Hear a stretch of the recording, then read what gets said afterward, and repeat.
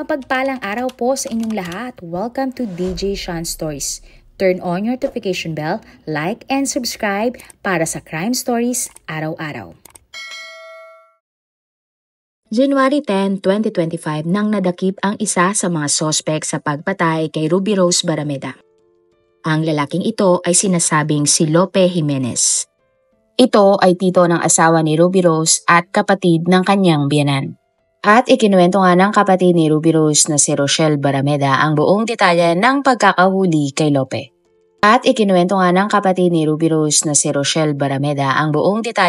pagkakahuli kay Lope. Ayon kay Rochelle, may nag-send sa kanya ng isang larawan sa Viber pero hindi niya agad binuksan kung ano ang larawan.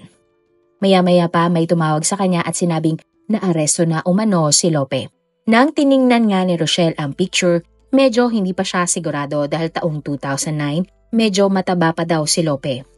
Dahil ang sinend nga kay Rochelle na larawan ay lalaki na medyo mas payat kaysa sa Lope noon. Agad na nagpunta si Rochelle sa police station para personal niyang makita si Lope. Dito na nga nakaharap ni Rochelle ang isa sa mga suspect na nagplanong ipapatay umano si Ruby Rose. At positibo niya ngang kinilala na ito ang lalaking nagtatago na si Lope Jimenez. Sinabi ni Rochelle sa isang interview na ang kanilang susunod na pag-uusapan buong pamilya ay kung kukuha ba sila ng bagong abogado para sa kaso nga ni Ruby Rose. O hahayaan na lang nila na ang prosecution na ang magpagulong ng kaso ni Ruby Rose. Wala daw kasi silang abogado dahil ultimo bahay nga nila ay naisanla na para panggastos noon sa mga abogado. Sa ngayon kasi nakabinbin pa din sa korte ang kasong parricide na isinampa ng pamilya Barameda kay Third, ang asawa nga ng biktima. Dagdag pa ni Rochelle, ipinagdadasal ng kanilang pamilya na magkaroon nga ng usad ang kaso ng kanyang kapatid. Ay din sa kanila, napakalupit at napakailap ng hustisya para kay Ruby Rose kahit na andun na ang lahat ng ebidensya. Mapera din kasi umano ang sospek at ang nag-iisang star witness ay naglaho na lang na parang bula kaya walang naging usad ang kaso. Isa nga lang ang kanilang hiling na sana ito na ang simula para mabigyan ng hustisya ang kaso ni Ruby Rose. Pangarap nga umano ng pamilya Barameda, makasama nila ang mga anak ni Ruby Rose habang binibisita nila ang buntod nito. Pagdating sa police station, nakapagtataka na itinanggi ng lalaki na siya si Lope Jimenez. Kinompronta ni Rochelle si Lope at tinanong niya kung siya si Lope. At itinanggi nga ito ng lalaki. Iba din ang pangalan sa mugshot ng naarestong suspect.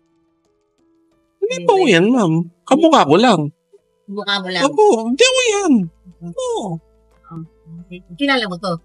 Itinanggi din ng lalaki na may kinalaman siya sa pagkamatay ni Ruby Rose. Sa isang mugshot, ang pangalan ng naarestong lalaki ay si Victor Vidal Dueñas, aka James Paul Dwight. Ayon nga sa mga balita, si Lope ay naaresto dahil sa kasong kidnapping with homicide at carnapping. Tinukoy nga ni Rochelle na ang naarestong lalaki ay ang mastermind sa pagdukot at pagpatay umano sa isang lalaking negosyante na siya ring sospek sa pagpatay ng kanyang kapatid ng taong 2007. Si Jimenez ay kasalukuyang inaakusahan bilang sospek at ang mastermind sa pagpatay sa isang negosyante. Ang negosyante na pinatay umano ni Jimenez ay dinukot ng dalawang lalaki ng January 5 bandang alas 8 ng umaga sa Quezon City. Nagpanggap ang mga lalaki na bibili ng isda sa fish farm ng biktima sa Laguna. Bago ang insidente, nakatawag pa nga ang negosyante sa kanyang anak para sa isang cash transfer. Ngunit nang gabi na iyon muling tinawagan ng anak ang biktima pero hindi na ito sumasagot. At umaga nga ng January 6 nang nakatanggap ng abiso ang anak ng biktima tungkol sa mga withdrawal transaction mula sa ATM card ng kanyang ama. Ito ang dahilan upang i-report ng anak sa mga pulis na nawawala ang kanyang ama. Nakita sa CCTV mula sa dalawang bangko na hindi ang negosyanteng pinatay kundi ibang mga lalaki ang kumuha ng pera sa ATM. Ito rin ang naging dahilan para maaresto sila kalaunan. Inamin ng dalawang lalaking sospek ang pagdukot at pagpatay sa nasabing negosyante. Itinuro nila sa Bulacan kung saan nandoon ang biktima na nakalagay nga sa isang drum. At dahil kumukontak pa ang mastermind na si Lope sa dalawang naarestong sospek, naging daan ito para maaresto si Lope. Kaya nga ang ginawa ng mga pulis, nagkunwari silang makikipagkita kay Lope para ibibigay ang kakulangan na bayad na 100,000 pesos sa dalawang mga sospek. At dito na nga naaresto si Lope. Natagpuan naman ang abandonadong kotse ng biktima sa Caloocan. At January 9 ng madaling araw natagpuan nga ang labi ng negosyante sa Bulacan. Tulad ng ginawa kay Ruby Rose, ang labi ng nasabing negosyante ay nasa loob din ng isang drum. Pananakal din ang sanhi ng pagkamatay ng negosyante. May tali din ang kamay nito at may tape sa muka. Na-recover din sa cellphone ng isa sa mga suspect ang video ng kanilang pagpatay sa biktima. Ang mga video nga ni ito ay sinesend umano ng mga suspect sa mastermind na si Lope bilang patunay na ginawa nila ang krimen. Ang motibo nga sa pagdakip at pagbatay sa negosyante ay dahil sa isang titulo ng lupa na gustong makuha ni Lope mula sa biktima. Sa ngayon ay patuloy pa rin ang takbo ng investigasyon sa kaso. Sa paghaharap nga ni Rochelle at Lope, idinanay niya na siya ang suspect sa pagpatay kay Ruby Rose. Sagot naman ni Rochelle kay Lope, Sige, panindigan mo na hindi ikaw yun. iginiit ni Rochelle na kahit hindi niya nakasama o madalas noon makita si Lope, sigurado siyang si Lope ang kanyang kaharap. Nakuha naman ng mga pulis kay Lope ang dalawang dahon na may pangalang Lope Jimenez at Victor. Kaya malaki ang paniniwala nila na si Lope Jimenez at ang kanilang nahuli ay isa. Ngunit itinanggi ng lalaki na siya ay si Lope Jimenez. Sa isang Facebook post ni Rochelle, sinabi niya na si Lope at ang nahuling mastermind nga sa pagpatay sa negosyante ay isa. Ayon nga sa kanyang post, tama na ang pagpapanggap mo Victor o James. May biktima ka na naman na walang kalaban-laban. Naniniwala si Rochelle na ang nahuling sospek at si Lope ay iisa dahil iisa ang estilo ng pagpatay at pagtatago ng labi ng mga biktima. Si Ruby Rose at ang nasabing biktimang negosyante ay parehong sinilid sa drum. Sinabi din ni Rochelle na hindi man sa kaso ng kanyang kapatid magkaroon ng katarungan at least sa isang kaso na dun siya masisentensyahan para na rin silang nagkaroon ng hustisya. Sa huli, sinabi pa ni Rochelle na masaya ang kanilang pamilya na pagpasok nga ng bagong taon na dinig na ang kanilang mga dasal. At sa wakas ay mabibigyan na nga ng hustisya ang pagkamatay ni Ruby Rose Barameda.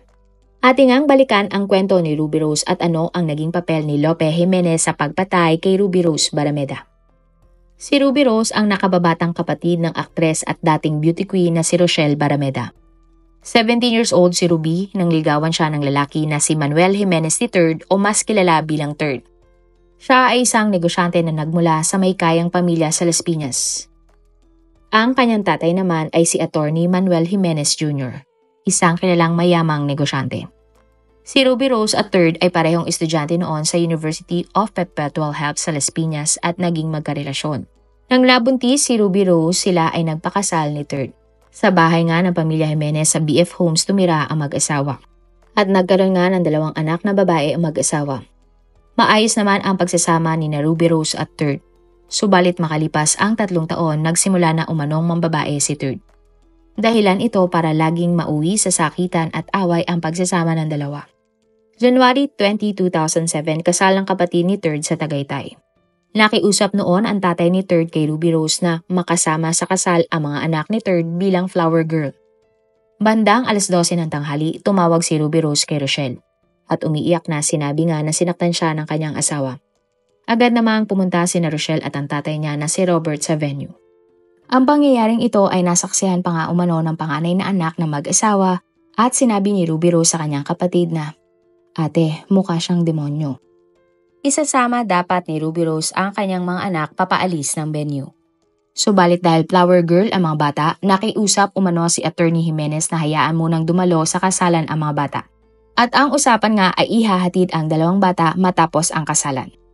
Dumiretso naman si Ruby Rose at Rochelle para magpa-medical examination. Pero hindi ibinalik ang mga bata at hindi na nila ito makontak at makita. Nagpunta si Ruby Rose at ang kanyang pamilya sa bahay ng mga Jimenez ngunit wala doon si Third at ang kanilang mga anak. Inamin naman ang pamilya Jimenez na talagang inilayo nila ang mga anak ni Ruby Rose sa kanya. Hindi daw kasi larawan si Ruby Rose ng isang ulirang ina. Mayroon daw kasing kalaguyo ang babae.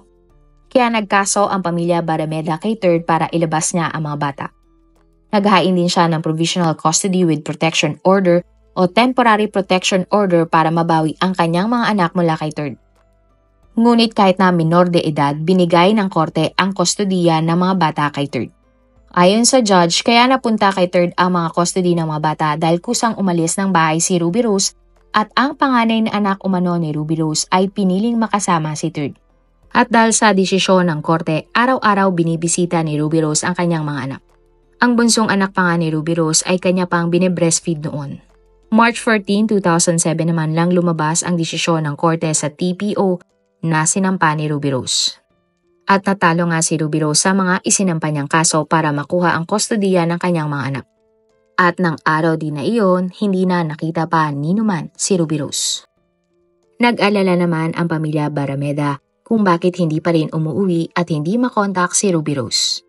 Hinanap nila ito kung saan maging sa bahay ng mga Jimenez pero hindi nila ito nakita. At nireport na nga ni Rochelle sa mga pulis ang pagkawala ni Ruby Rose at ang kotse nito. Kinutuban na nga din sila na baka may nangyaring masama sa kanya at agad nilang naisip na posibleng may kinalaman sina Third at Attorney Jimenez sa pagkawala ng kanyang kapatid. Lumipas nga ang mga araw pero wala silang naging update kung nasaan na nga si Ruby Rose. Hanggang sa matapos ang 2 taon, nagkaroon ng breakthrough ang kaso ni Ruby Rose. Sumuko ang lalaki na si Manuel Montero. Si Manuel ay nagtatrabaho sa kumpanya ni Lope Jimenez na kapatid ng tatay ni Third. Ito rin ang lalaking sinasabing nagpapatay ng isang negosyante kamakailan lamang. Sinabi ni Manuel na patay na nga si Ruby Rose at isa siya sa mga sospek. Nagtatrabaho siya sa kumpanya ni Lope at natatakot siya na patayin ito kaya sumuko na lamang siya sa mga pulis. Ang itinuro nga niyang mastermind ay ang biyana ni Ruby na si Attorney Manuel Jimenez Jr. at ang kapatid ng abogado na si Lope Jimenez. At matagal na nga daw pinagpaplanuhan ang krimen na ito. Mariin namang itinanggi ng pamilya Lopez ang bintang sa kanila. Ayon nga kay Rochelle, ingat siya na magsalita laban sa mga Jimenez. Pero matapos lumantad ni Manuel, masasabi niyang mamamatay tao ang mga ito. March 14, 2007, inabangan ng 3 kasamahan ni Manuel si Ruby Rose sa bahay ng mga Jimenez. Ang 3 lalaking na ito ay kinilalang si Eric Fernandez, Obet at Spike. Alam ng mga sospek na laging nagpupunta si Ruby Rose sa bahay ng mga Jimenez para dalawin ang kanyang mga anak. Nang nakita na nga nila si Ruby Rose sa bahay ng mga Jimenez, dinukot nila ito at sinakay sa kotse ng mga Jimenez. Nakatali ang mga kamay ni Ruby at may busal ang bibig. Nagpunta ang mga sospek sa nabotas dala ang kotse ni Ruby Rose. Si Manuel naman ay nag-aabang sa warehouse kung saan nga dinala si Ruby Rose. Nang nagdilim na nga, pinatay ng mga sospek si Ruby Rose at pagkatapos, inilagay nila ang labi nito sa isang drum. Ang drum ay nilagyan din ng mga lalaki ng semento at nilagyan ng steel case. At tinapon nila ang steel case sa nabotas. Sinabi din niya na kahihiyan umano para sa pamilya Jimenez ang dahilan kung bakit ipinapatay si Ruby Rose ng kanyang biyanan. Idinawit din ni Manuel ang asawa ng biktima na si Third.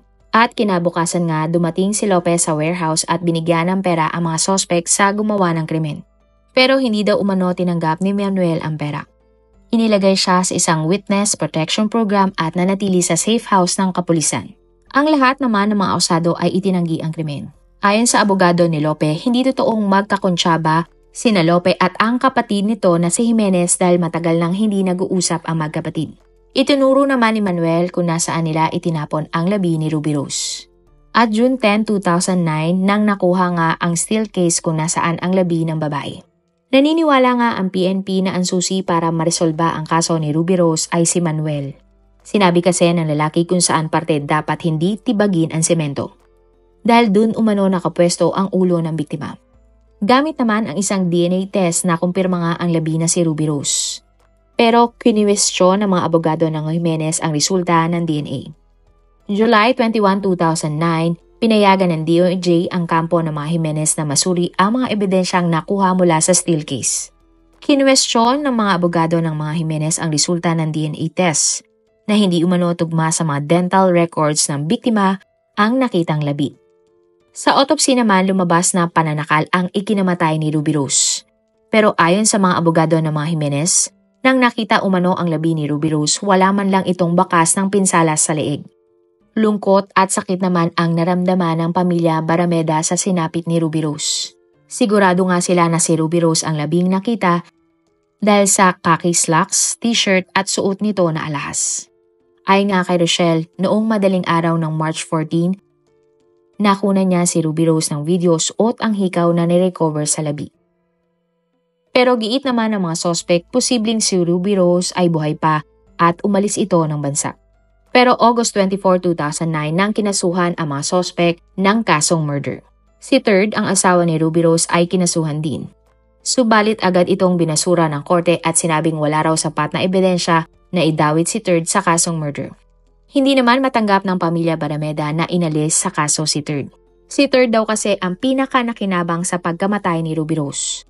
Kung hindi daw kasi dahil sa away ni na Third at Ruby Rose, hindi masasawi ang babae. At September 4, 2009 nang umapela ang pamilya Barameda sa DOJ para maisama ulit si Third sa kasong murder. Nang araw din na iyon, sumuko naman sa police station si Attorney Manuel Jimenez. Pero itinakbo siya sa ospital dahil sa pananakit ng dibdib at nalamang siya ay may sakit sa puso. Hindi naman naniniwala ang pamilya Barameda na talagang may sakit si Jimenez. Ayon sa kanila, gawa-gawa lang ito ng abogado para makaiwas na makulong sa kulungan. Sa kasamang palad, ang sospek na si Lope Jimenez at ang iba pa ay hindi na nakita ng mga pulis. Bago ihatid si Ruby Rose sa huling hantungan, hindi siya napuntahan ng dalawa niyang mga anak. Ito ay dahil hindi pinayagan ng korte ang dalawang bata na masulyapan ang kanilang nanay. Ayon sa judge, ang mismong panganay na anak ni Ruby Rose ang ayaw pumunta sa kanyang nanay. Napakasakit naman ito para sa pamilya Barameda dahil taong 2007 pa nila huling nakita ang dalawang anak ni Ruby Rose. Nagsalita naman sa unang pagkakataon ang asawa ni Ruby Rose na si Third sa isang TV program. Sinabi niya na ayaw niyang ma-expose ang kanyang mga anak sa mga bagay na hindi sila dapat ma-expose tulad nga ng gulong nangyayari. Tumagal nga ng napakahabang panahon ang trial sa kaso ni Ruby Rose. Pinaniniwalaan na ang pamilya Barameda ay nagbenta ng ilang mga ari-arian para maipangbayad sa abogado. Taong 2011 nang nadakip naman ang mga sospek na si Spike at Obet. Umamin sila sa krimen at sinabing nakakatanggap daw umano sila ng 7,000 pesos kada buwan mula kay Third Jimenez. Pero ang nakakalungkot, taong 2013 binawi ng star witness na si Manuel ang kanyang mga salaysay sa korte laban kina Third at Attorney Jimenez. Lahat daw ng kanyang sinabi ay puro kasinungalingan lamang. At mula nga noon ay hindi na nakita pa si Manuel at tila naglaho na parang bula. Nag-iwan lamang siya ng isang sulat at umalis na sa Witness Protection Program. Pero ang nakakapagtaka sa statement ni Manuel, kung nagsisinungaling pa siya noon pa lamang, paano niya naituro kung nasaan ang labi ni Ruby Rose. At taong 2015 dahil wala na ang statement ng star witness, pinayagan ng korte sina Attorney Jimenez, Spike at Obet na makapagpiyansa. Kaya naman nakalaya ang mga sospek. Napakasakit para nga sa pamilya Barameda na tila unti-unti nang lumayo ang pag-asa na mabigyan ng hustisya si Ruby Rose. Ilang beses silang humingi ng tulong sa iba't ibang ahensya at opisyal ng gobyerno. Daing nila, tila binabaliwala ng korte ang kaso sa pagkamatay ni Ruby Rose dahil mayaman ang mga sospek. At June 2019, tuluyan na ngang ibinasura ng korte ang mga kaso laban sa mga sospek. Ayon sa judge, walang naipakitang sapat na ebidensya ang prosekusyon na nagtuturo sa mga sospek na may kinalaman sila sa pagkamatay ni Ruby Rose. Sinabi din ng judge na bukod sa salaysay ni Manuel, wala nang iba pang ebidensya ang prosekusyon. Hindi din daw batayan ang away sa pagitan ni na Third at Ruby para ipapatay ni Third ang kanyang asawa. Sa ngayon na nahuli na nga si Lope Jimenez, hangad at dasal ng pamilya Barameda na sana nga ay makamit na ang hustisya para kay Ruby Rose Barameda. Ikaw, ano sa tingin mo? Iisang tao lang ba si Victor Duenas, aka James Paul Dwight, at si Lope Jimenez? Marami pong salamat sa inyong panonood. Meron ba kayong mga kwento na gusto nyong i-share sa ating mga manonood? O kung may personal po kayong kwento na gusto nyong i-feature sa ating channel, i-comment down below nyo lang ang inyong mga suggestions. Para naman po sa dagdag kalaman, i-subscribe nyo din po at i-follow ang ating iba pang YouTube channel katulad ng Tagalog Facts and Mysteries by DJ Sean at Manila Boy Wonder Philippines. Marami pong salamat sa pagsuporta nyo sa aming mga channel. God bless everyone!